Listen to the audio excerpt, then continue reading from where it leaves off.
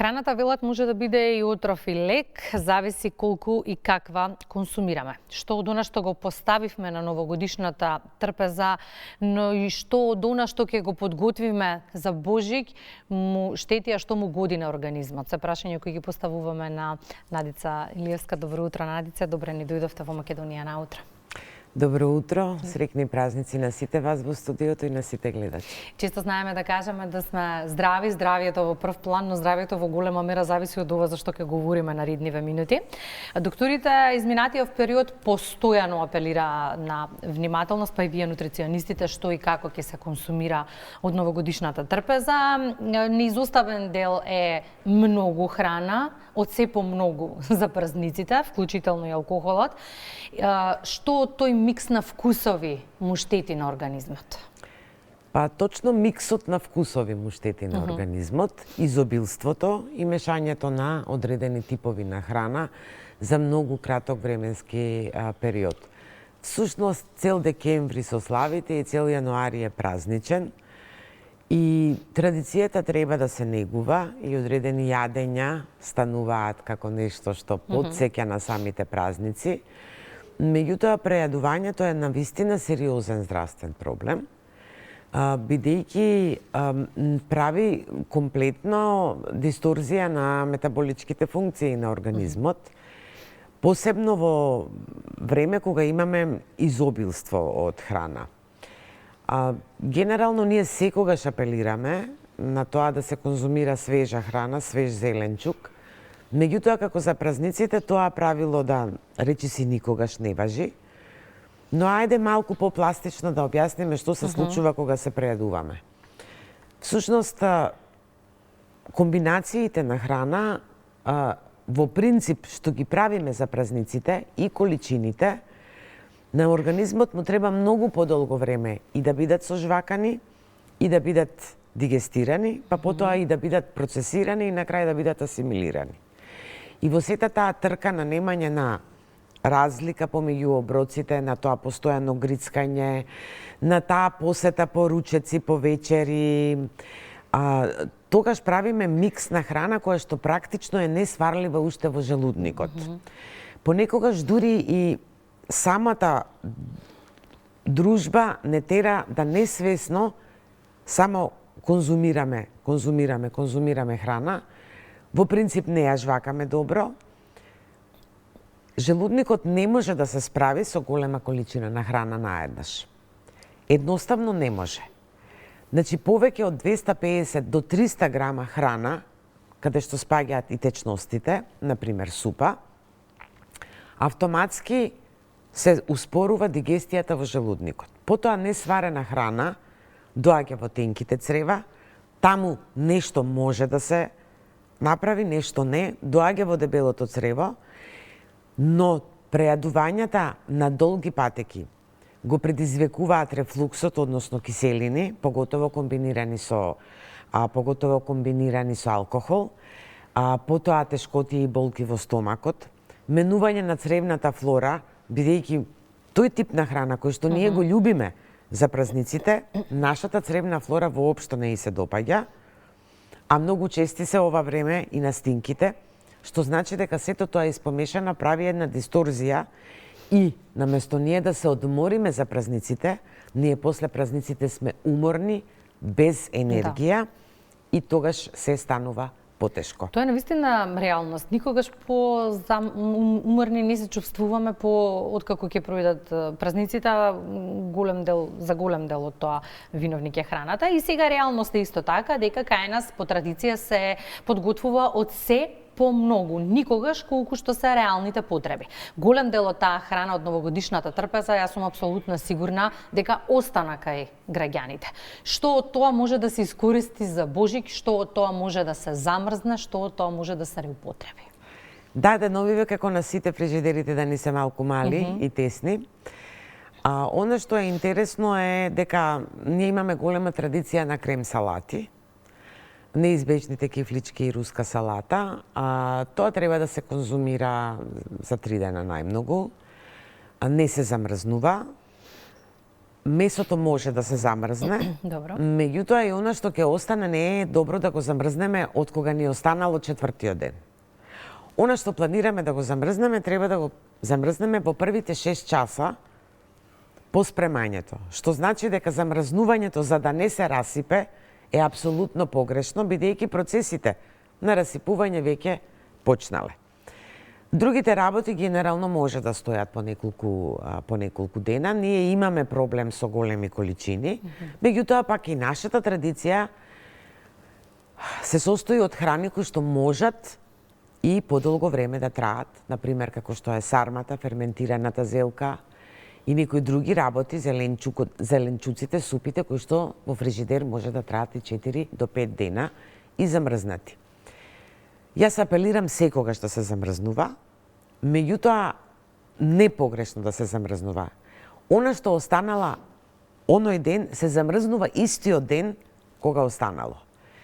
И за жал балконите и терасите не се замена за замрзнувачот, бидејќи температурата во текот на денот варира. Тоа погодува на одредени типови на бактерии, таа варијација на температура. Сите имаат одредена температура кога мируваат и потоа која им годи за да почнат да се размножуваат, што значи дека терасите апсолутно не се добра опција, освен ако 9 дена сега биде минус 7 степени, 24 часа во денот, а не е така, што значи имаме варијација во температурата и тоа апсолутно не е решение. Исто така реалноста е дека по завршувањето на празниците овие 2 дена, 3 ќе се прави детокс на организмот за да се подготви, да издржи за божикните празници. Колку шокови редоследно му правиме? Всушност организмот сака досада. Добро. Сака ритам, сака досада. Сега во јануари ќе бидеме поплавени од детокс програми, меѓутоа конзумирање на многу храна и потоа нагол детокс, односно гладување, прави да за божичните празници ние уште повеќе се прејадеме. Тоа редовно се случува од искуство на 31. Радувајќи се на вечерната богата трпеза, на 31 декември гладуваме до доцните часови и потоа се прејадуваме и автоматски го шокираме организмот, па на први не можеме ни да дишеме. Истото е и за божичните празници. Умереноста била е и ќе биде одговор за да го задржиме добриот ритам и доброто здравје. И знаете, аз секогаш им велам на моите клиенти, ако ви се приспива после јадењето што сте го конзумирале, ќе да нешто сте сгрешиле. Храната што ја конзумирате треба да ви даде енергија, а не да ве тера под тоа на дремка. Што значи дека ниту прејадувањето, ниту наглите детокси се пожелни. Тоа само го воведува организмот на една несигурна почва, каде што тој не знае кога, колку и каква храна ќе добие. И божик без традиционална трпеза не бива. Што таа традиционална кујна е добар избор за деновите празници? Ако се вратиме назад на македонската традиционална кујна и она што се сервирало за бадник, па и она што се сервирало за божик. Всушност ние имаме многу здрава традиционална кујна. Глобализацијата всушност ја направи да биде помешавина и да бидеме реални изобилството од храна на кое сме навикнати, па дури не планирањето на оброците.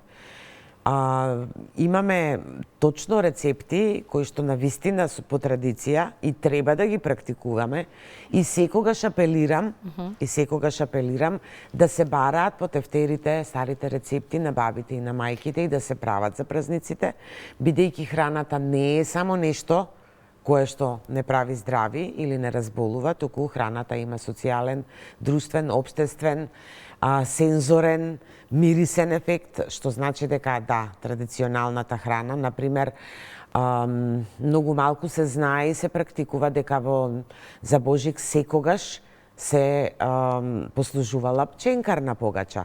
Ние немаме историја на користење на многу бели брашна, потоа одредени видови гибаница, кои што денес младите не сакат ни да ги вкусат со прас, со кисела зелка, Тоа е македонската традиционална кујна и таа навистина треба да ја практикуваме, но да не ја модифицираме во лош правец, па например селското месо кое што е зеленчук и многу малку месо, ние правиме неколку вида на меса, па потоа ставаме кашкавал, па потоа ставаме павлака, тоа не е традиционална македонска кујна. Што по Божик? Каков е редот на нештата во однос на организмот и негата која што треба да му ја пружиме? Како да го вратиме пред Нова година, во таа состојба? Па доволно е да се вооброчиме за почеток и да правиме, да има временски период од оброк до оброк, да не постојано жвакаме кој што вообичаено го правиме за празниците, да се вооброчиме. Јануари месец на студено време, јас реално многу малку, освен ако не се работи за сериозна здравствена состојба, а препорачувам строги диети, па втората половина од јануари најдобро е да почнеме со зголемување на физичката активност. На тој начин ќе помогнеме и да организмот се реши од оној вишок што секако ќе го ставиме и да го контролираме и да го планираме јадењето. Но строги диети после празници јас навистина не препорачувам. И не можеме да не прашам, години наназад зборуваме овие денови на истата тема. Имате впечаток дека воведуваме, успеваме да воведеме дисциплина на живењето низ годиниве? Каков е впечатокот? Знаете, години и години зборуваме, но никако како да нема фидбек во смисла на тоа дека исхраната е дел од стилот на живење.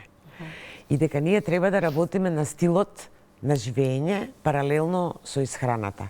Бомбардирани сме со информации за здрава храна, но ние сме тоа што го јадеме секој ден на долги патеки, а не тоа што го јадеме само понекогаш. Кај нас како апелот да се сведува на екстреми, ова е нездрава храна и нема да ја конзумирам, ова е здрава храна и ќе се трудам да ја конзумирам, па најчесто на крај немаме резултат. Навистина, ние ќе продолжиме да апелираме, да информираме и да се трудиме. И има поместување, за храната не се зборуваше пред 10 години толку колку што се зборува сега, но секогаш е нешто за кое што треба да зборуваме и да едуцираме, поготово од млади години. Овие две емисии, денешната и утрешната, се во некаков меѓупростор, помеѓу новогодишните и божикните празници, па се надевам дека се во ова за што говоревме изминативе минути, ќе допре до гледачите кои што размислуваат како да ја подготват божикината трпеза. Планирањето на исхраната е најдобриот пат да се спречат проблемите кои што ги прави прејадувањето и уште еднаш да честитам на гледачите среќни божикни празници во добро здравје, со полна трпеза, но умерена. Благодарам, Надица, за гостувањето во Македонија на утре. Ми беше задоволство.